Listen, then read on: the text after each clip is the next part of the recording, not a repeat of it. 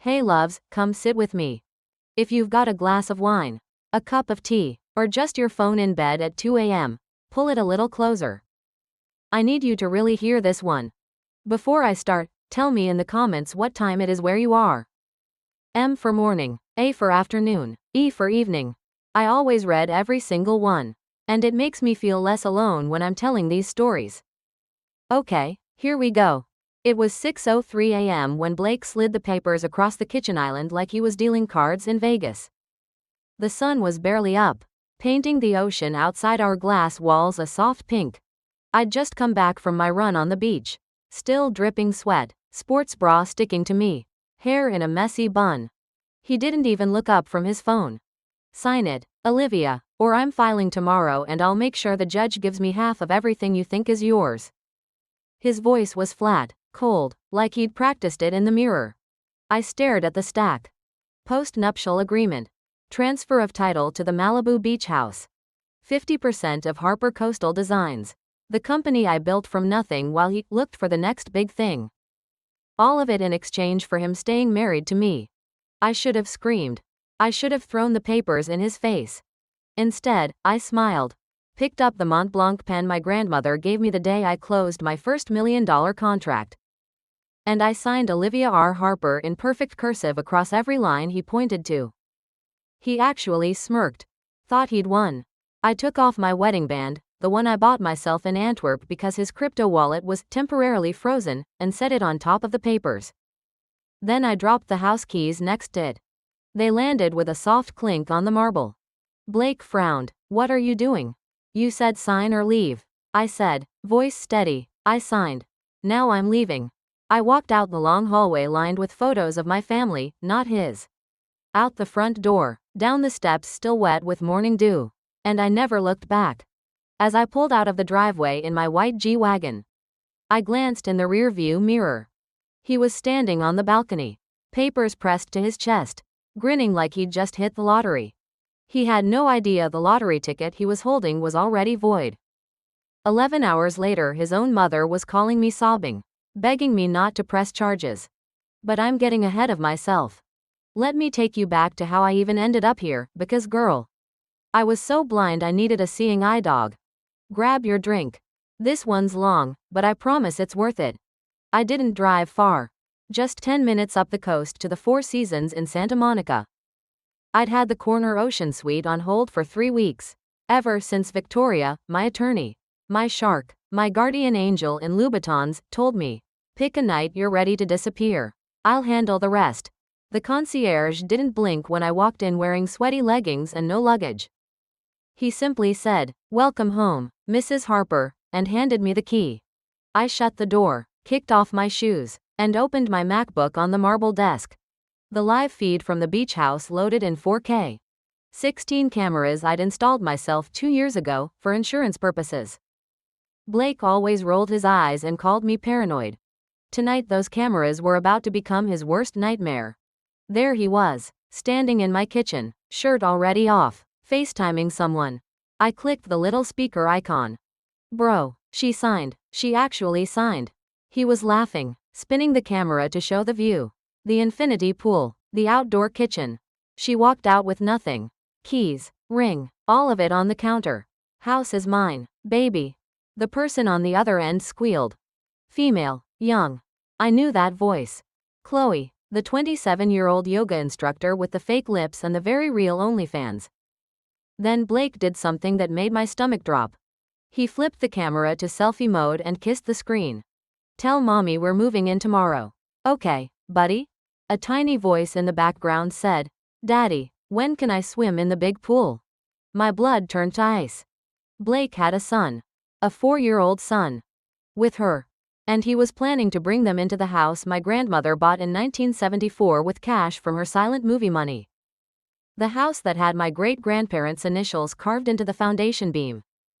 The house that was supposed to go to my nieces one day. I closed the laptop for a second, pressed my fingers to my eyes, and whispered to the empty room. Okay, Olivia, lights, camera, action. I opened the smart home app next. Blake thought the password was his birthday. Cute. It had actually been changed to the day I found the Paddock receipt 6 months ago. He had exactly 11 hours of thinking he'd won. I was going to make sure every single one of those hours tasted like champagne, right before I pulled the rug. I poured myself a sparkling water, no alcohol tonight. I needed to be sharp and settled in to watch the show. Little did he know the credits were about to roll on his entire life. I still remember the exact night I met Blake Harper like it was burned into my skin. It was the Pebble Beach Concours d'Elegance, 4.5 years ago. I was 44, finally feeling like I'd made it. My firm had just finished designing the new montage in Laguna Niguel and the check had cleared with so many zeros I almost felt guilty. I was wearing this emerald silk gown that cost more than most people's cars. Standing by a 1932 Duesenberg, pretending I knew what a supercharger was, when this tall, sun-bleached guy in a navy velvet blazer walked straight into me and dumped an entire glass of 1996 Krug down my front. Most men would have panicked. He just looked me dead in the eye, smiled that slow California smile, and said, "Well, I guess the universe really wanted me to talk to you tonight." Cheesy? Absolutely. But the way he said it, like he already knew I was going to laugh. Like he already knew I'd been lonely for longer than I'd ever admit. I laughed. He told me his name was Blake Harper, serial entrepreneur, whatever that meant. He talked about restoring vintage Porsches, sailing to Catalina on weekends, and how he was this close to closing a Series A for his new app. Every time I tried to mention my own work, he'd tilt his head and say, "I know exactly who you are. Olivia Harper. You designed the glass house in Architectural Digest last month. I've had that spread saved on my phone for a year." Hook, line, sinker. For the next 3 months it was pure fairy tale. Flowers delivered to my studio every Monday with little handwritten notes. Surprise helicopter rides to Santa Ynez for wine tasting. He'd show up at my job sites wearing a hard hat, carrying iced coffee, and tell the contractors, "Treat her like the queen she is." My assistants were obsessed with him. My friends kept saying, "Liv, he's too good to be true." I told them good things happen when you stop looking. By month 5 he'd lost his lease in Venice, something about a shady landlord, and asked if he could crash at the beach house, just until the next round of funding. I remember standing on the deck watching the sunset and him coming up behind me, arms around my waist, whispering, "I want to wake up to this view. And to you. Every single day for the rest of my life." I said yes before he even finished the sentence. Looking back, that was the exact moment the countdown started. Because the man who moved in that weekend didn't bring clothes. He brought emptiness. And I spent the next 4 years trying to fill it. 6 months after Blake moved in, the doorbell rang on a Saturday morning and my life turned into a low-budget horror movie with extra leopard print. I opened the door and there stood Rhonda, Blake's mother, 71 going on 45, wearing a full face of makeup, a leopard caftan, and enough gold jewelry to sink a small yacht. Behind her was Kayla, his 34-year-old sister, dragging 2 Louis Vuitton duffels that I swear I'd never seen before, but somehow looked exactly like mine. Rhonda pushed past me without a hello. "Well, don't just stand there, honey, help with the bags." Traffic on the 10 was murder. Blake appeared at the top of the stairs in boxers, hair wild, grinning like a kid on Christmas. "Surprise, babe, Mom and Kay needed a little beach reset. I said they could stay a couple weeks." A couple weeks turned into 3.5 months. Rhonda claimed the master guest suite with the ocean view for her nerves. Kayla took the downstairs bedroom that I used as my office and announced it was perfect for her content creation. By day 3 my La Mer was being used as foot cream. My white sofa had orange spray tan stains, and my wine fridge, that I'd spent years curating, was down to 3 bottles of Cook's champagne and something called Mommy's Time Out. One night I came home from a client dinner in Napa and found Kayla live streaming a "Get Ready With Me" in my walk-in closet, trying on my vintage YSL dresses. When I asked her to please not, she rolled her eyes and said, "Relax, Olivia, rich people don't get mad about clothes. They just buy new ones." Blake's response when I told him later? "They're family, Liv, family shares. You're being kind of materialistic." The final straw came on a random Tuesday. I walked into the kitchen and Rhonda was on the phone with her bookie while Kayla was crying at my kitchen island because her 2013 Mercedes broke down again. Blake put his arm around Kayla and looked at me with that disappointed dad face he'd perfected. Babe, her car is toast. She can't get to casting calls. I was thinking, you have that new Range Rover sitting in the garage you barely drive. Why doesn't Kay just take it? Family helps family. I laughed. I actually laughed out loud. I'm not giving her my car. Rhonda gasped like I'd slapped her. Kayla started sobbing harder. Blake's voice dropped to that low, scary calm I'd only heard once or twice. Olivia, don't embarrass me in front of my family. We'll buy you something newer. 2 days later I wrote a check for $92,000 for a used Range Rover for Kayla just so they would leave. Blake kissed my cheek and told me I was the most generous woman in the world. I smiled, handed over the keys, and quietly added Victoria Lang to my speed dial. Because that was the day I stopped being generous and started getting ready. I found out about the kid on a Thursday I'll never forget. I'd flown to San Diego for a site visit and came home early because the contractor canceled. Blake was supposed to be in San Francisco, meeting investors. The house was quiet, weirdly quiet, until I walked past the office he barely used and heard him on speakerphone. Yeah, buddy, Daddy's gonna bring you to the beach house soon. You're gonna love the big pool. Mommy's excited too. My stomach flipped. I stood frozen outside the door, barefoot, holding my shoes like a second ago I thought maybe he was talking to a dog. Then Chloe's voice, syrupy sweet. Tell Daddy thank you for the new playroom furniture. And remind him the condo closing is next week. Condo closing. Playroom furniture. I backed away so quietly I don't think even the floorboards heard me. That night I did what any self-respecting woman with a black Amex and trust issues would do. I opened the joint account Blake swore he never used anymore and downloaded 18 months of statements. Page after page of charges that made my vision tunnel. $27,400 at Patek Philippe in South Coast Plaza, on my birthday. $18,600 cash withdrawal the same day Chloe posted a photo, mommy and me shopping spree. Monthly $4,200 rent on a condo in Marina del Rey I'd never heard of. $9,200 at a private preschool in Venice called Little Dolphins Academy. And then the real knife. A life insurance policy taken out on me 6 months ago for $5 million. With Chloe listed as secondary beneficiary, in the event of accidental death. I sat on the cold marble floor of my closet at 2 a.m. Statements spread around me like tarot cards. And I didn't cry. I went completely, deadly still. The next morning I called Victoria Lang and said only 5 words. I need the nuclear option. She didn't even ask why. She just said, give me 48 hours. 48 hours later she called me back and said the most beautiful sentence I've ever heard. Olivia, remind me, when you restructured the Harper Family Trust 18 months ago to save on estate taxes, did Blake happen to sign anything while he was hungover and scrolling TikTok? I laughed for the first time in weeks. Because I remembered that day perfectly. He'd been sprawled on the outdoor sofa in Gucci slides, complaining the forms were boring tax crap, and signed every page I slid in front of him without reading a single word. Victoria's voice turned silky. He executed an irrevocable spousal waiver.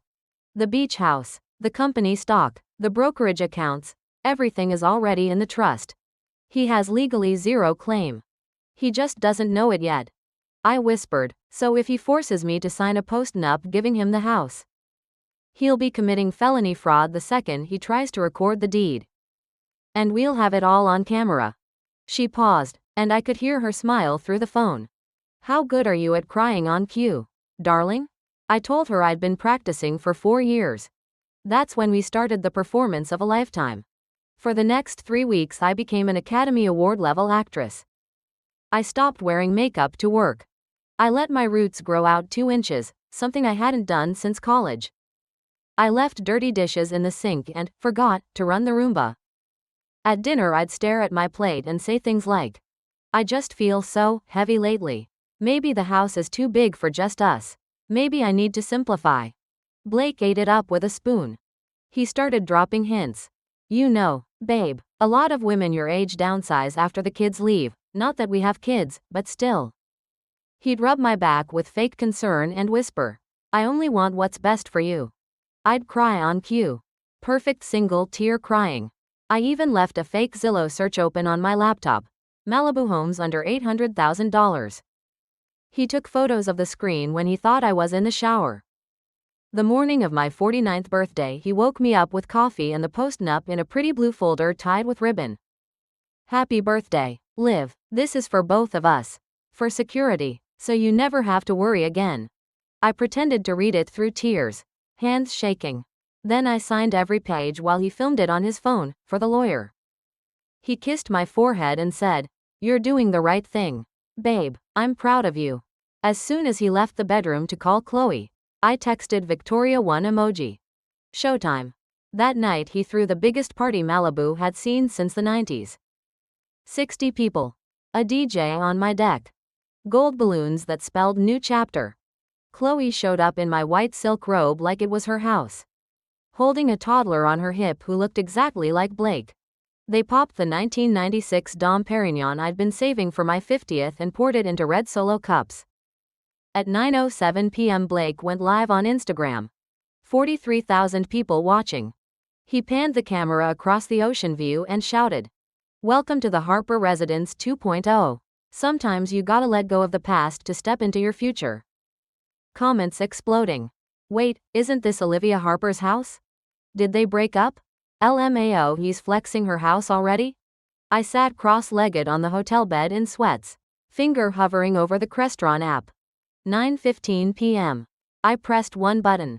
Every light in the house went black. The music cut dead. The pool lights died. The temperature shot up to 90 degrees Fahrenheit. I watched 60 drunk people suddenly holding phone flashlights, screaming, What the hell? 9:30 p.m. Blake tried to order 40 pizzas and 10 cases of beer. Every card declined. He started sweating. 10:05 p.m. A flatbed tow truck rolled up, hooked his Porsche 911, and dragged it away while he ran outside in flip-flops yelling at the driver who didn't even roll down the window. 10:45 p.m. His phone rang on speaker, my cameras have audio. Remember? His lawyer's voice. Blake, the house is in an irrevocable trust you signed away 18 months ago. You just committed fraud on a live stream with 40,000 witnesses. The entire party heard it. And then, the final twist you've been waiting for. Chloe, holding their son, looked Blake dead in the eye and said, Wait, so we don't get the house? Blake nodded, pale. Chloe handed him the toddler and said, Then you can keep him too. I didn't sign up for broke. She grabbed my Hermes Birkin off the counter, the one I'd lost months ago. Walked out, got in her Uber, and left him standing there holding a crying 4-year-old in a soaked diaper. Rhonda pulled up 10 minutes later in her old Cadillac to pick up her grandbaby. Took one look at the scene, said, I can't have police at my condo in Palm Springs, and peeled out. By 7 a.m. the sheriff was at the door with an eviction notice. Blake walked out barefoot, shirtless, carrying 3 trash bags and a confused little boy who kept asking, Daddy, where's the big pool? I pulled up in my new car exactly as the deputy padlocked the gate. Blake saw me, dropped the bags, and started toward me like he was going to beg. I rolled the window down just enough to say, Happy birthday to me. Then I rolled it back up and drove through the gates that were mine. Had always been mine, and always would be. I didn't go back inside the house for 3 full days. I let the industrial cleaners go in first, biohazard level. Hazmat suits, the whole thing. Every trace of spilled champagne, baby formula, spray tan, and betrayal got scrubbed, steamed, and hauled away. On the 4th morning I walked down the private path to the beach at sunset carrying a cardboard box. Inside were the white silk robe Chloe had worn like a trophy. Every t-shirt Blake left behind that still smelled like his cologne. The ribbon-tied post-nup he'd made me sign. And the positive pregnancy test Chloe had waved around at the party like a victory flag, yeah. She'd left that in my bathroom, by accident. I dug a shallow pit in the sand, poured in a little lighter fluid, and dropped a match. The flames shot up orange and perfect against the purple sky. I stood there in barefoot silence while everything that had touched their lives turned to ash. A wave rolled in and hissed against the fire, like the ocean saying, "Good riddance." When the last ember died, I scattered the ashes with my toes, turned around, and walked back up to a house that finally smelled like lemon, salt, and me again. 6 weeks later, I launched something I'd been dreaming about in secret for years. Rising Tide, a women-only healing retreat right here in the beach house. 7 bedrooms, sunrise yoga on the deck, therapy dogs, trauma-informed coaches, and one very strict rule: no men allowed, ever. We sold out the first 6 months in 14 hours. Women flew in from Texas, Toronto, London, Singapore, all of us carrying the same invisible bruises. And then, 3 months after the eviction, I got a DM that made me laugh out loud. "Chloe. Olivia, I know you hate me, but hear me out. I left Blake. I'm really trying to change. I'd love to co-host the wellness portion of Rising Tide. I can do sound baths and cacao ceremonies. We could be an unstoppable team." I stared at the message for a full minute, then typed back, "Sure, Chloe. We do need someone to scrub toilets and fold laundry for 30 women every week. Starting pay is $22 an hour. Application link in bio." She blocked me before I hit send. I never heard from Blake again, except once. About a year later, I was in Whole Foods and saw him at the checkout. He was thinner, sunburned, wearing a red polo with a car wash logo on it. He didn't see me, and I didn't say a word. I just paid for my groceries and walked out into the sunshine feeling nothing at all. That's when I knew I was completely free. So here's the part where I look straight into the camera and talk to you. The one still sitting in the dark with the volume low so he doesn't hear. If you're watching this and you're scared to leave, if you think your house, your business, your retirement, your dignity are all tangled up in staying, listen to me. They're not. The papers, the accounts, the passwords, the cameras, the trust documents, none of those things saved me. What saved me was the moment I decided my worth was non-negotiable. You are the deed. You are the trust. You are the oceanfront property no one can ever sign away. And when you finally walk out that door, whether it's tomorrow or 10 years from now, the tide will rise up to meet you, wash everything clean, and carry you somewhere softer. I promise. So tell me down below. Comment the word free if you needed this tonight. I'll be reading every single one, sending you the biggest, tightest hug through the screen. And if you're still here with me, drop a 1 in the comments so I know you made it to the very end with me. You're not alone. You're never alone. Thank you for letting me tell you my story. Now go tell yourself yours. I love you. I'll see you in the next one.